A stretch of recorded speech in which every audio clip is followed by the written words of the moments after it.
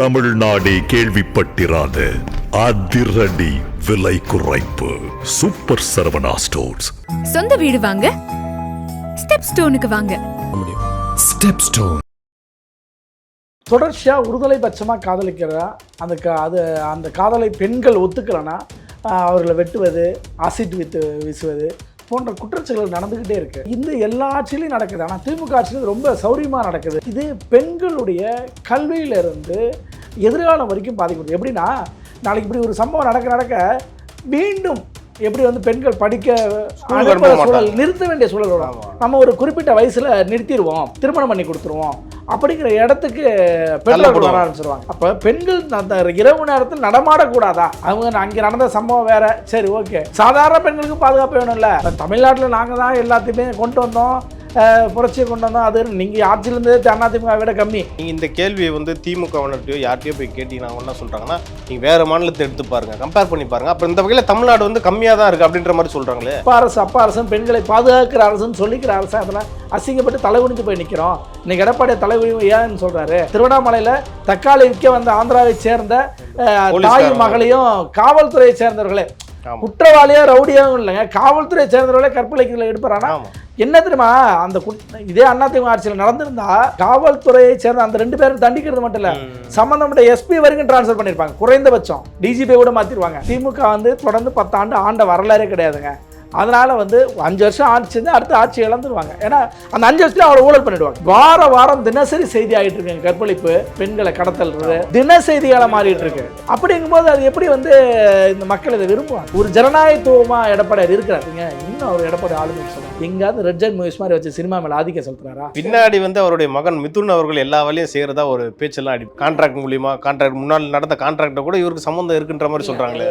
வேட்பாளர் தேர்வு கூட மிதுன் சம்பந்தப்படுறாரு பேச்செல்லாம் அடிப்படுது சொல்றாங்களே தவிர அது உண்மையா நம்ம தெரியல. அதிகாரப்பூர்வ தகவல் ஒரு கிசுகிசுப்பா இருக்கும். அந்த கிசுகிசுக்கு நம்ம போய் பதில் சொல்லிட்டு முடியாது. இல்ல, யார் சொல்லல, செங்கோட்டையன் அவர்கள் தான் சொன்னாரு.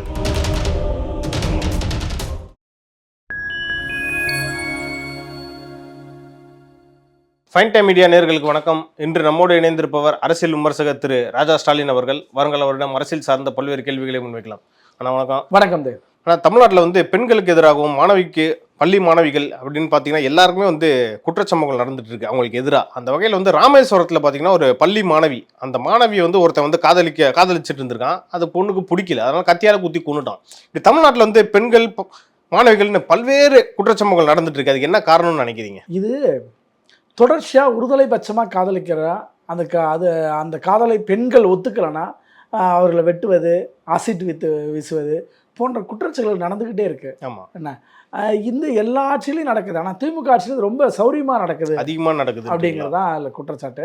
ஏன்னா அதிமுக ஆட்சியில் நடந்தப்போ நிறைய தண்டிக்கப்பட்டாங்க. என்ன ஒன்று ஒரு பள்ளி ஆசிரியை அவருடைய வகுப்புக்கு போய் சென்று ஒருதலை பட்சமாக காதலிச்சோம், ஆசிட் ஊற்றின விஷயம் இருக்கு. அப்போ அதிமுக அரசு அவனை தண்டித்து கடுமையான தண்டனை வாங்கி கொடுத்தாங்கன்னு வச்சுக்கோங்களேன், ஆயுள் தண்டனையே வாங்கி கொடுத்தாங்க.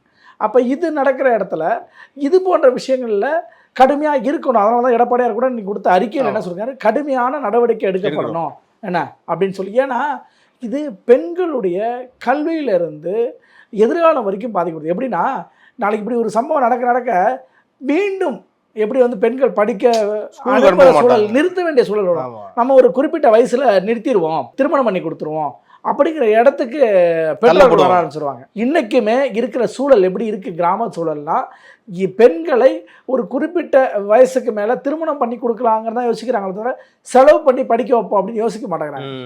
படிக்க வைக்கிற செலவுக்கு நம்ம கல்யாணம் பண்ணி கொடுத்துருவோம் அப்படிங்கிற இடத்துக்கு போகுது.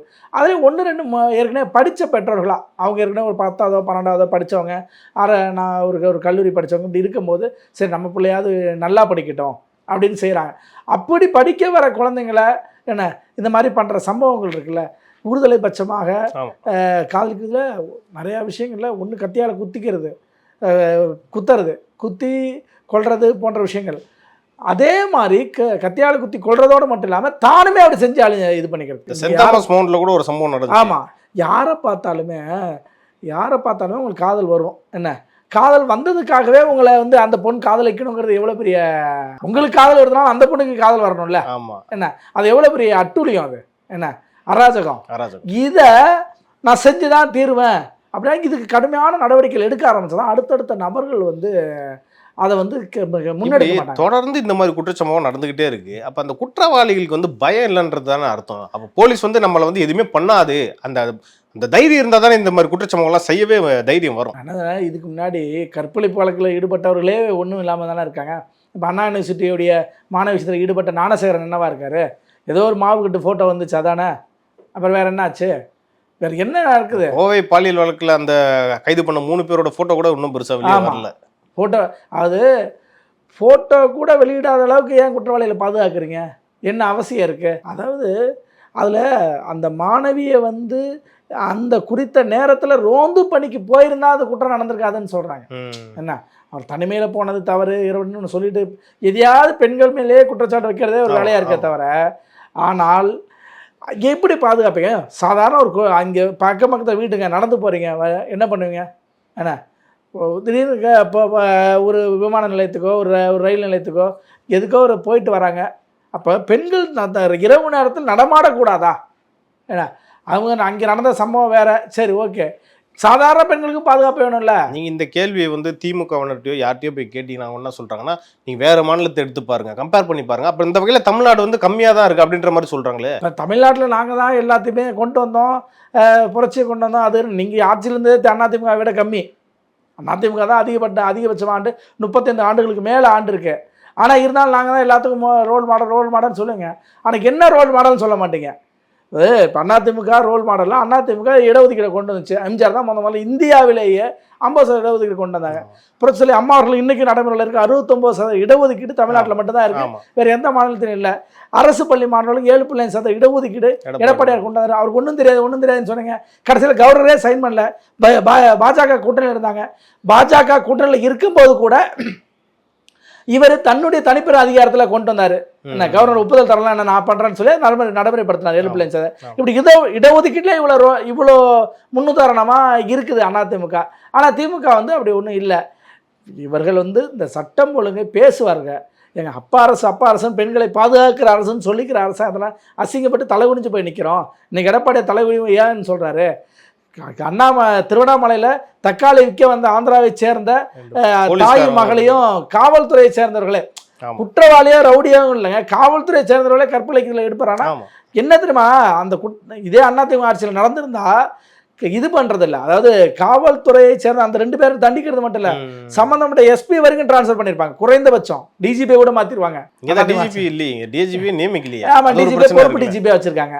என்ன இப்படிதான் இந்த அரசாங்கம், திமுக அரசாங்கம் இருக்குதுங்க. ஏன்னா அவங்களுக்கு வந்து தேர்தல் நேரத்தில் உதறல் வந்து போச்சு.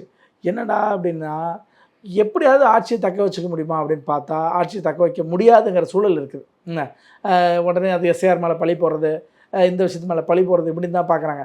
நீங்கள் இப்போ யார் பழி போடுவான்னு நீங்கள் பாருங்கள். ஒரு தேர்தல் வருதுங்க, எலெக்ஷனில் ஓட்டுக்கு காசு கொடுக்குறான் அப்படின்னு யார் குற்றச்சாட்டு வைப்பான்?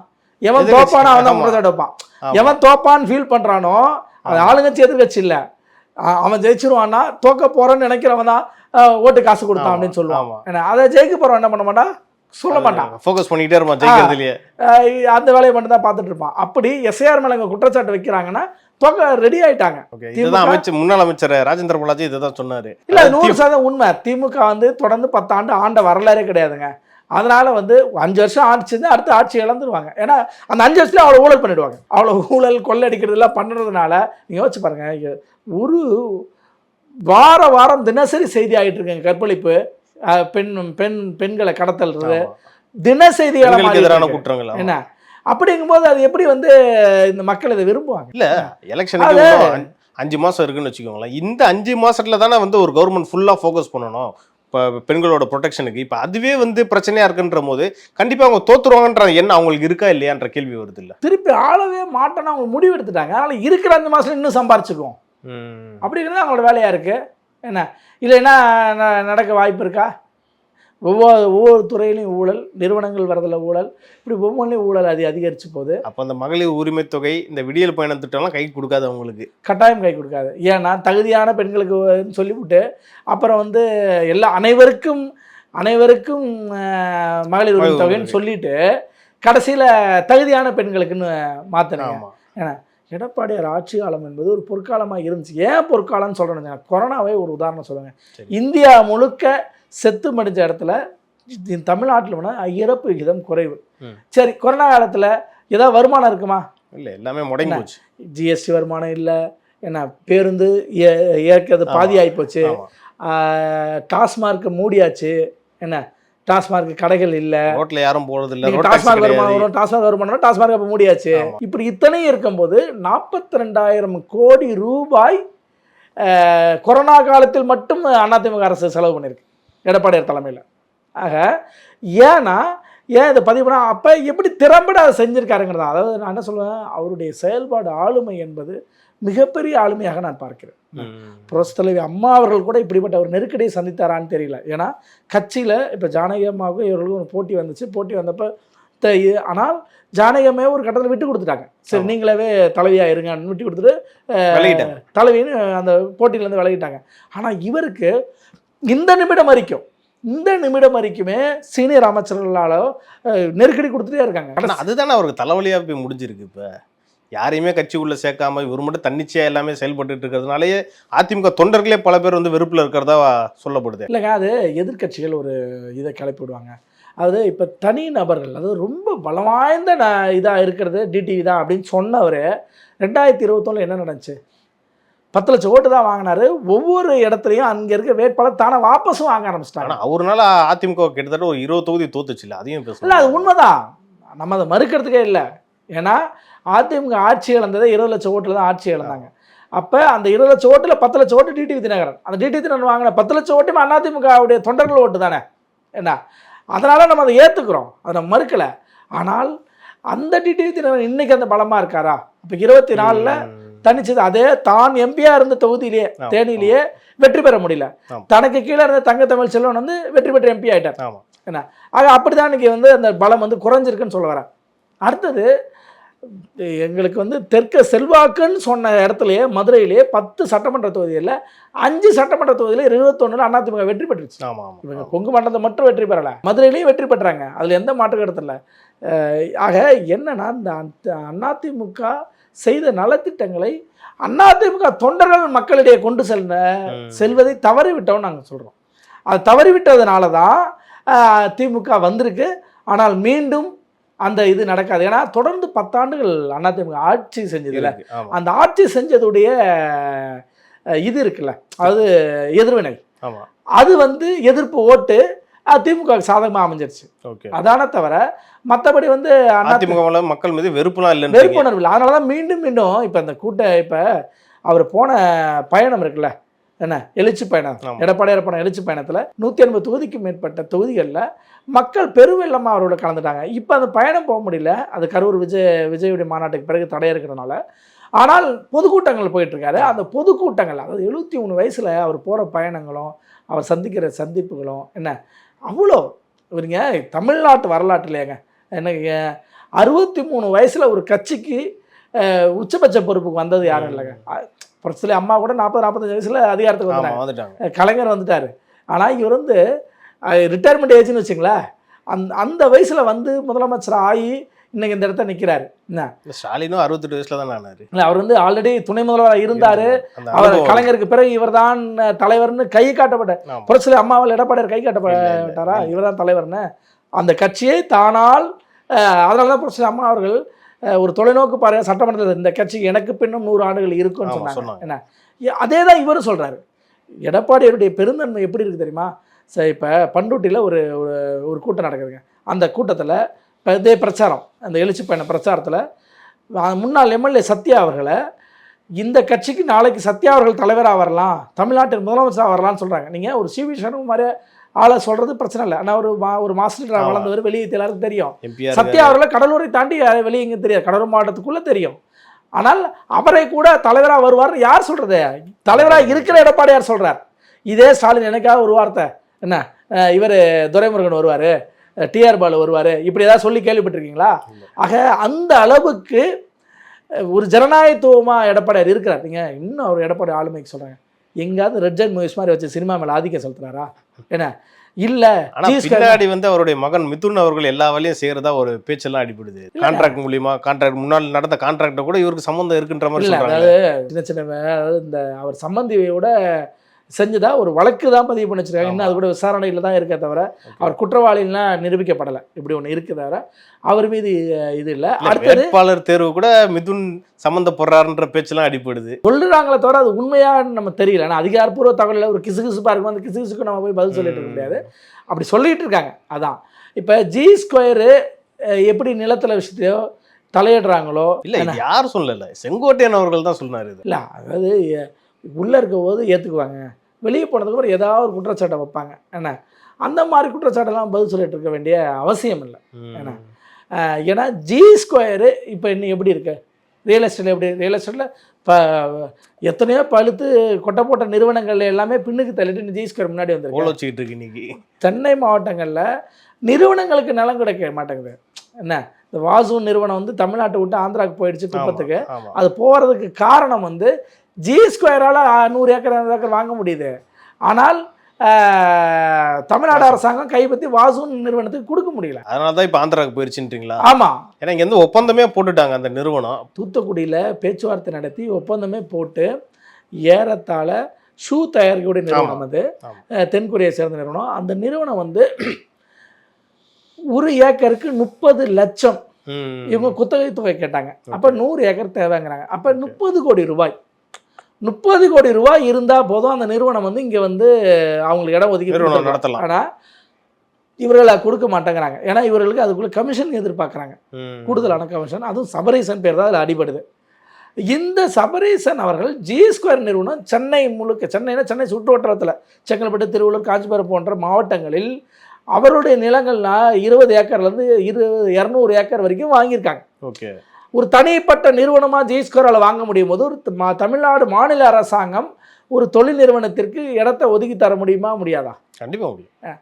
அப்போ அது செய்யலைங்கிற அடிப்படையில் அவங்க அடுத்து தேடுதலாக போகிறாங்க. தேடும் போது ஆந்திராவில் சந்திரபாபு நாயுடு என்னுடைய தொகுதியிலே ஆரம்பிங்கன்னு குப்பம் தொகுதியில் ஆரம்பிக்க சொல்லி அனுமதி கொடுக்குறாரு. அதோட மட்டும் இல்லைங்க, ரொம்ப சிறப்பாக 1 ஏக்கர் 99 பைசா, 99 பைசா குத்தகை தொகை. அப்போ 100 ஏக்கரும் 99 ரூபாய், 100 ரூபா கூட இல்லை. குத்தகை தொகை எவ்வளோ? வெறும் 99 ரூபாய். அப்போ என்ன பார்ப்பான் நிறுவனத்துடைய முதலாளி? 30 கோடி கேட்டாங்க தமிழ்நாட்டில், இங்கே வெறும் 99 ரூபாய் தான்டா. இலவசம் அது. ஆந்திராவில் செஞ்சுட்டு போகலாம் அப்படின்னா. ஏன்னா உங்களுக்கு ஒரு ஆள் சென்னை துறைமுகத்தில் ஏற்றணும் அப்படின்னு நினச்சாங்கன்னு வச்சுங்களேன், நேராக குப்பத்துலேருந்து கொண்டு வந்துட்டு போகிறாங்க. ஏன்னா திருத்தணிக்கு பக்கத்தில் இருக்காங்க, ரொம்ப பெரிய தூரம், 100 கிலோமீட்டர் தூரம் தான் அதிகபட்சமா. இந்த 30 கோடி ரூபாய் ஒரு டெபாசிட் வச்சு அதோட செலவு டிரான்ஸ்போர்ட் பண்ணிட்டு இப்போ செலவு கணக்கு பண்ணல. அப்போ இங்கே தான் அந்த ஊழல் இருக்குங்க. திமுக அரசாங்கத்துடைய ஊழல், தலையீடு, குடும்பத்தின் தலையீடு, சபரீசனுடைய தலையீடு எல்லாமே இங்கே தான் இருக்குங்க. ஏன்னா இந்த தலையீடு இல்லைன்னா அந்த நிறுவனம் தமிழ்நாட்டுக்குள் இருந்திருக்கும், ஒரு 20,000 பேருக்கு வேலை கிடைக்கும். அப்போ இங்கேருந்து போகிற பல நிறுவனங்களுக்கு காரணம் இதுதான்றீங்களா? அப்போ ஆமாம், அப்படி தான் கூகுள் நிறுவனம் பேச்சுவார்த்தை நடத்தி பேச்சுவார்த்தையிலே முடிஞ்சு அண்டை மாநிலத்துக்கு போயிடுச்சு. என்ன அதாவது அதுவும் ஆந்திராவுக்கு தான் போயிருக்கு. ஆமாம், ஆந்திராவுக்கு தான் போயிருக்கு. சுந்தர் பிச்சை வந்து ஒரு தமிழராக இருந்து இங்கே கொடுக்கறதுக்கான விருப்பத்திலும் ஏற்பாடு நடந்துகிட்டு இருந்துச்சு. ஆனால் இவர்கள் வந்து அதுக்குள்ள வந்து கமிஷன் கேட்டதாகவும், என்ன அதாவது திமுக எல்லாரும் சொல்ல கட்டிங் கரப்ஷனுங்க, அது எல்லாம் மக்களுக்கே தெரியறதுக்கு தான் கூகுள் போன்ற நிறுவனம் இங்கே வராமல் போனது கமிஷன் தான் காரணம். அதனால தான் அவங்க வந்து ஆந்திராவுக்கு பல்வேறு விஷயங்களை இன்றைக்கி நம்ம பேசணும். இது குறித்து அடுத்தடுத்த நிகழ்ச்சிகள் இன்னும் நம்ம டீட்டெயிலாக பேசலாம்ண்ணா. நன்றிண்ணா. மிக்க நன்றி.